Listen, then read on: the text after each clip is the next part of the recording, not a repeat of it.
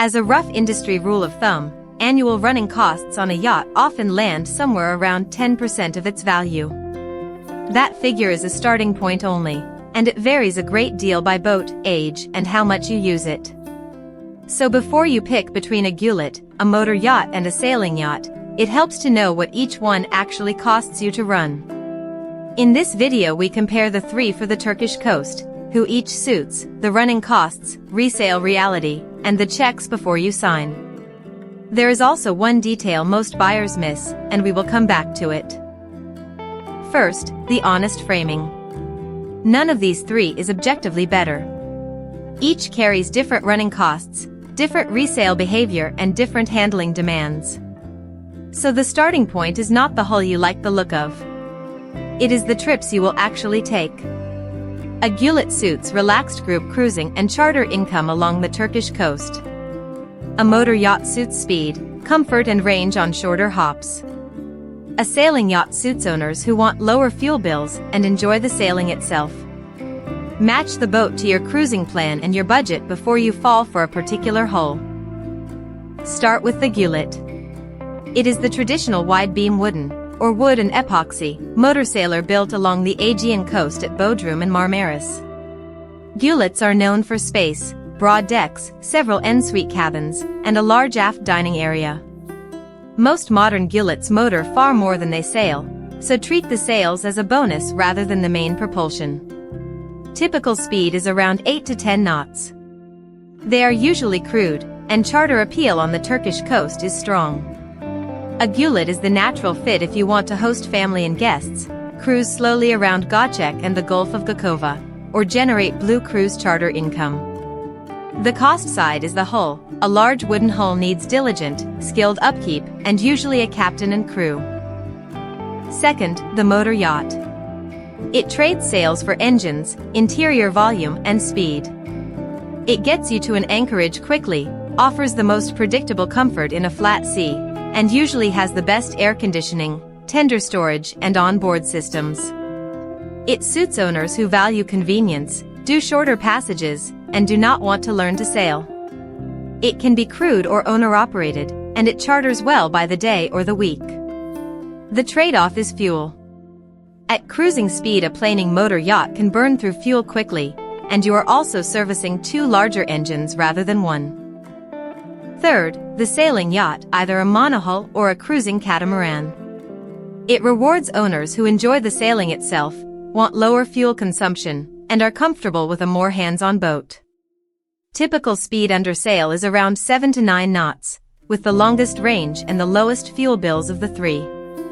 Catamarans in particular have become popular in Turkey and the Greek islands for their stability, shallow draft, and space. A monohull gives up some interior volume.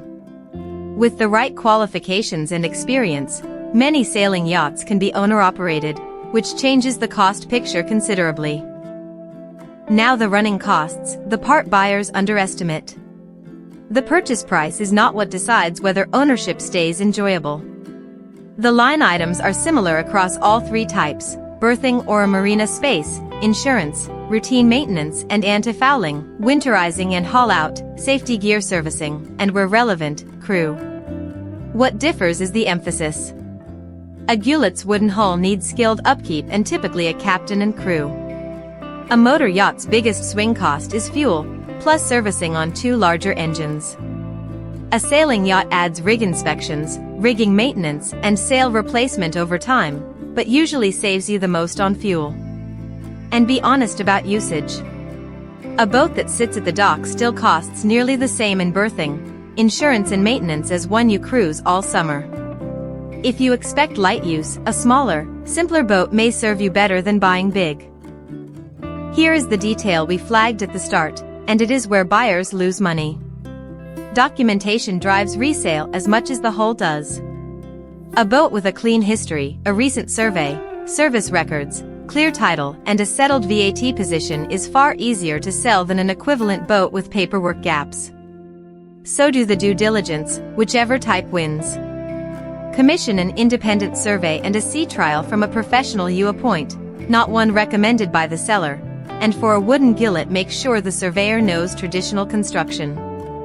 Confirm the boat's VAT status, because a yacht sold VAT paid within the relevant regime is treated very differently from one that is not, and the position affects both price and where you can cruise.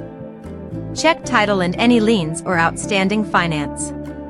Confirm the flag and registration implications for how you intend to use the boat. Expect source of funds and anti-money laundering checks on larger purchases. And line up a berth before you complete, because a wide-beam Gulet or a Catamaran needs a suitable berth, and space in popular marinas can be tight in season. One more honest point before you choose.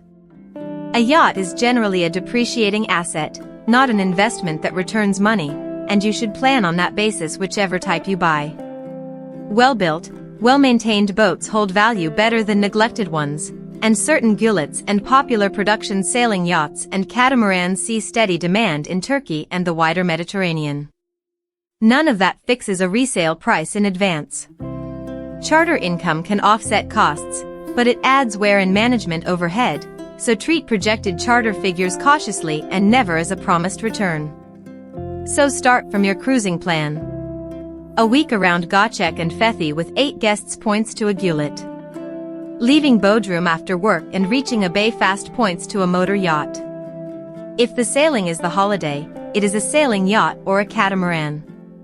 We are an independent brokerage in Istanbul with more than a decade on the Turkish coast and 15+ partner shipyards, and our job is to represent your interest across all 3 types rather than push one hull.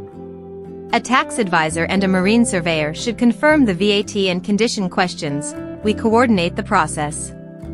Figures here are indicative as of filming and vary by boat, flag, location and season. The full written comparison is on our blog at turkeyboats.com, and a consultation with a broker is free and no obligation.